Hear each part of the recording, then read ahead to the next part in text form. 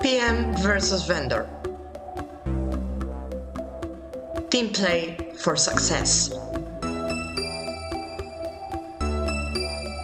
I'm Gabriela and I have been a certified bilingual translator English to French and Romanian since 2010. I consider myself a beyond words vendor and I love being close to my PMs. I'm Lucía Gutiérrez, a localization project manager with almost 10 years of experience. I have worked in many different LSPs with many different hats, but always focusing on project management, as it is the job I enjoy the most. Hello everyone! Hello Gabriela, hello everyone. We are back with another episode, and this episode we are giving everyone a voice. Yes, this is really important because when working on a project, you should listen to everyone's voice, regardless of in which part of the chain they are. However, we know this is not always the case, so let's discuss about some of these issues. This episode, I think, will be one of my favorites because this is something we talked in a previous episode, that sometimes as a vendor, I feel that I don't have a voice, or at least that my voice is not heard. And considering the fact that vendors are the stop, the last step before a delivery, before seeing the content online, I really believe that we should hear or give the opportunity to vendors to express themselves more often. Sometimes we receive, the context, we receive the tone, we receive information about the audience, but sometimes we don't receive that. So should that vendor just translate, localize with no instruction, with no opinion, with no feedback, or should we really participate in this conversation?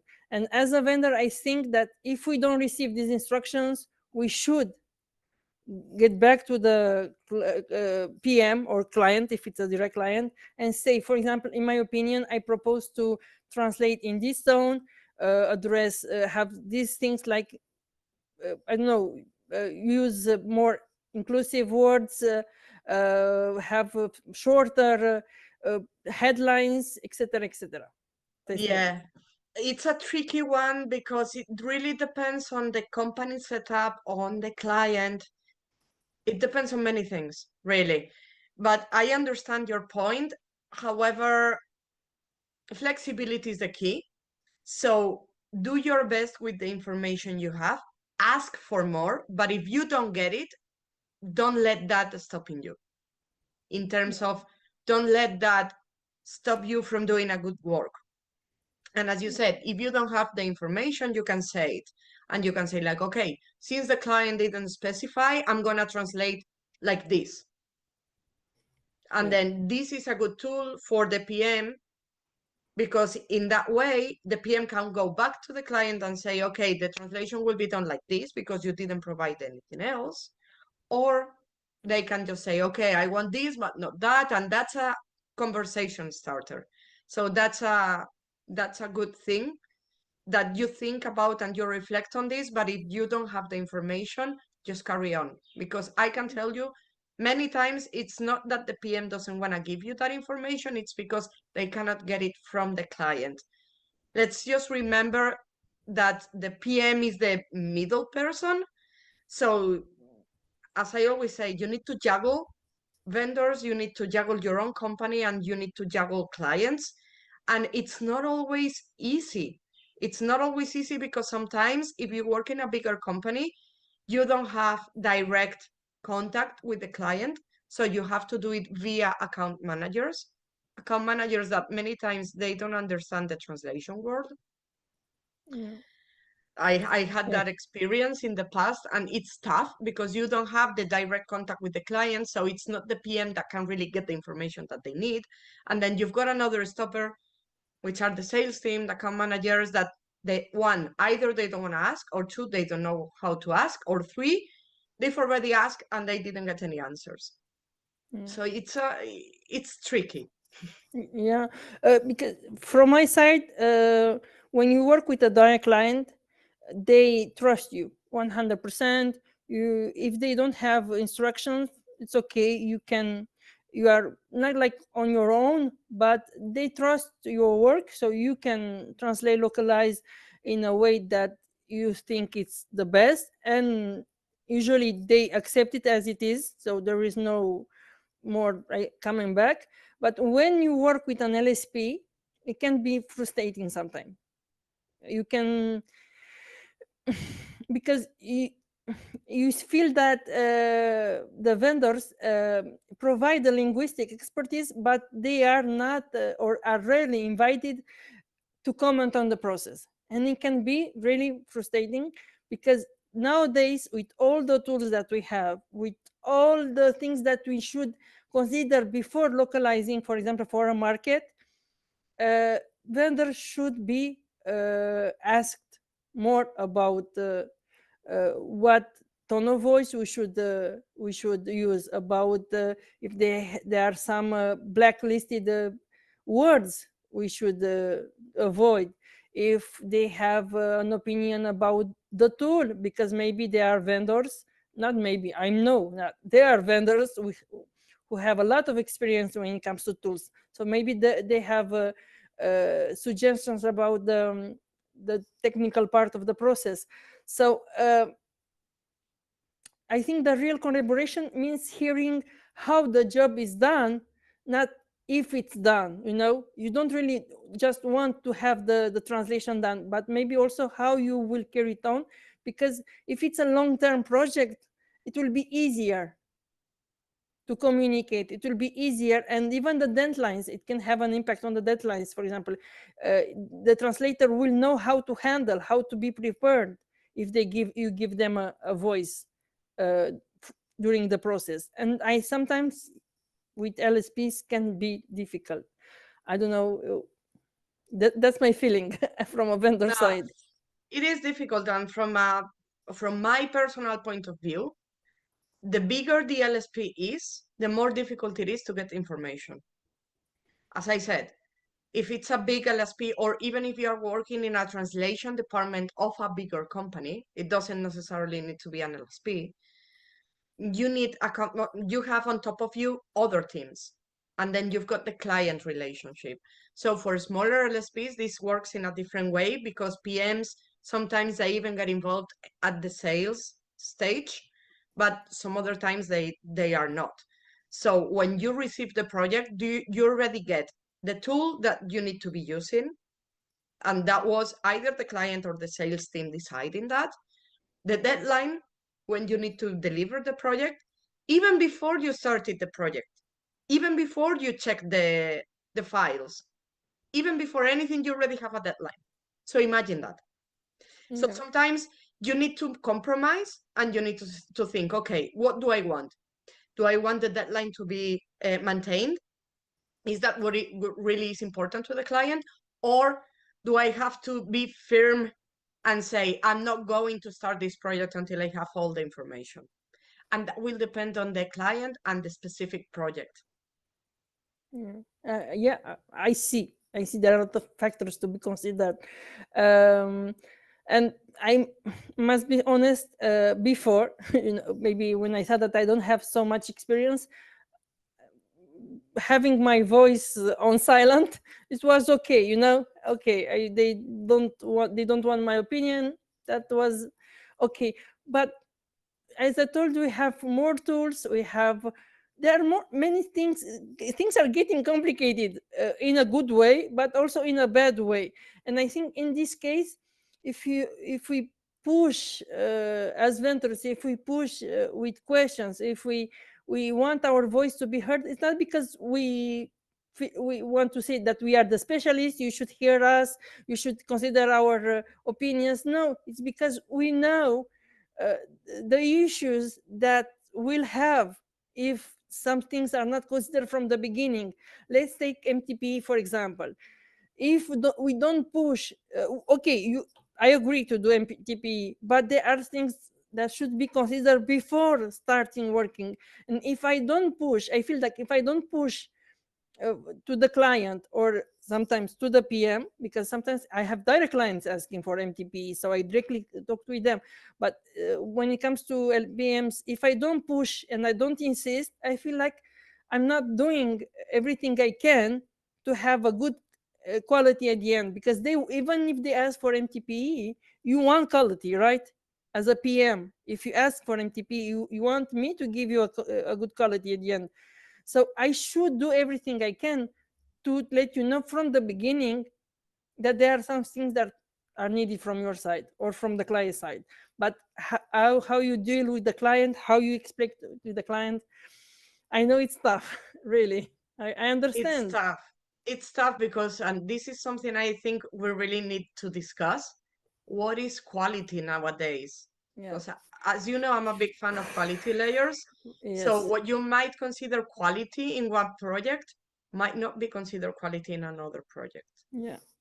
So, I think when we are doing things like MTPE, the quality threshold is not the same as human translation. I'm sorry, let's stop deceiving ourselves. We all know that. We all know that if you do post editing, you cannot have human translation results, and that's a fact. So the quality, depending on the project, is different. But with what you said, I've been given already instructions on how to manage a project from sales. So Yeah. that means, okay, Lucia, this is going to be machine translation post editing. I've had many situations where I was saying, why this is not going to work. Oh, the client wanted that. And I was like, yeah, okay. Have you explained to the client? No, they wanted that. Okay, you've got two different types of salesperson. Salespeople who just want to earn their share at any cost. So they will sell whatever the client wants and no questions asked. And then you've got the other salespeople who understand the process and try to educate the client. But it depends on which person you are with, that you're going to get some results or others. And sometimes when you receive, as a project manager, when we receive the projects, there is nothing we can do. And we just need to cope with it and try to make it the best with the tools we have. Yeah. So Um, sometimes we are on the same boat as you are. So we fully understand your concerns, we fully understand everything, but we are not being heard neither. So this is where the diplomatic touch comes in, and it's very important, because even if you agree with me that we should do something before attacking the MTP or even a translation, uh, but you can't change things. The way you are saying that to me counts a lot, no? Mhm. Because you can. And it's a fine line because you don't want to be Mm, criticizing your company, the LSP you're working in. You don't want to criticize it. It's against it's like shooting yourself on the foot. yeah. So you need to explain to the vendor that you are on the same position, that you agree, but there is nothing you can do to change it. Yeah, so this is something very good for my colleagues. So colleagues, if you feel that the vendor it's not so transparent, oh, the vendor, sorry, the PM is not so transparent, or maybe you see that they don't really take your side, it doesn't mean that he or she or don't really take your side. Maybe they are 100% with you, but as Lucia said, they can't really say it. So breathe, analyze everything, and I know it's frustrating, but because sometimes we feel that PMs can change us, can choose another vendor. We are like a slot. You can change whenever you want. I know that. I know it sometimes is very, you feel angry. Uh, so maybe if you've noticed that one time, two times, you can ask, you can express your feelings, and then you can see the PM's reaction, because now you can. Now I think today we are in another we have another dynamics. We have break. We have, I don't know, more, we are more transparent than before. I think that vendors are heard today, so don't hesitate to do it in a kind manner. just asking, for example, you send an email to Lucia and say, hey, Lucia, I understand that these are the instructions. I understand that we can't change the tool, but is there's something that I can do to help you convince the client, for example? Would you agree with an email? Would you like an email like that? Or do Yes, you find it? yes, yes, because it's showing empathy and it's giving some solutions as well. Yeah. So it's good, but bear in mind that let me put you an example. Sometimes situations are bad, that bad that a PM is even ashamed of saying it. I remember one case where I was working with a client, but I didn't have a point of contact within that company because it was a setup that it was a TMS and they were sending everything through the TMS. The point of contact, the LSP used to have left the company, and they were left with no points of contact. And I was given that account. So vendors were asking questions all the time about the text, about the translations, queries, and I wasn't even able to resolve them. And I wasn't even able to go to the client and ask because I didn't have a point of contact. I was going to one point of contact to another, to another, to another, until the LSP told me, stop doing that. Stop And this doing that. You are annoying people. Don't do that. So what is the PM supposed to do in that situation? I was just saying to my vendors, this client is not answering queries. I'm really sorry. But what else can I say? And I know the vendors were getting mad, but it's generally, it's not my fault.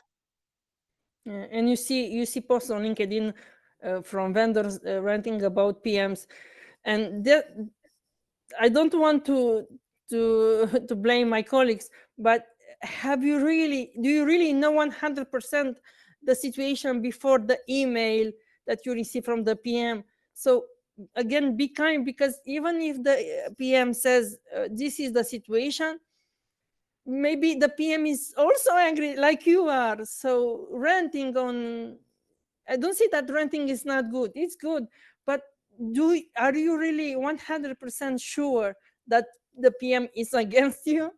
This is what I'm. Yes, yes, Yeah, that's the thing. That most of the time we are on the same boat because PMs are also not heard. yeah, The difference is that I cannot be saying that to my vendors because then they will lose trust in the LSP and everything that comes with that. and I think the solution is to allow PMs and vendors uh, to express themselves. To If take, you are a client, yeah, yeah, to take them into consideration from day one. Sales teams, please, all the sales teams out there, ask. If you are not sure about something, just ask. If you don't know if that project is suitable for machine translation, ask. yeah, I'm not saying ask so that the production team does everything for you, because I also had that in the past and that's not the approach. But if you are unsure of something, ask. If you had a situation in the past where the PM told you, listen, this is not feasible, don't do it again. Don't yeah, repeat the same mistakes. And listen to the production team, because at the end of the day, is the one, and when I say production team, I include everyone. I include vendors, I include PMs, it's production. Because at the yeah. end of the day, they are going to be the ones taking care of the project and making it a success. So please, clients, sales teams, listen to us. Yeah, no, I totally agree. And this posters, I always say it is not only for PMs or for vendors, it's also for clients, it's also for sales teams, it's also for marketing teams, because sometimes when the PM is missing, maybe someone steps in for 1 week or 2 weeks. uh, it's for everyone, because we are working in the translation and localization industry, so we are working with words. Therefore, communication should be the first thing on the list, not quality, not money, not deadlines. Communication.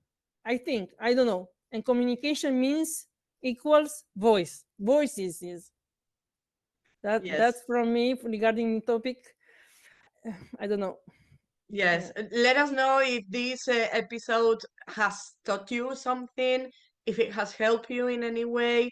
PMs, I know you will feel relieved when you listen to me, because I know it's something that many of us suffer. So let us know your thoughts in the comments.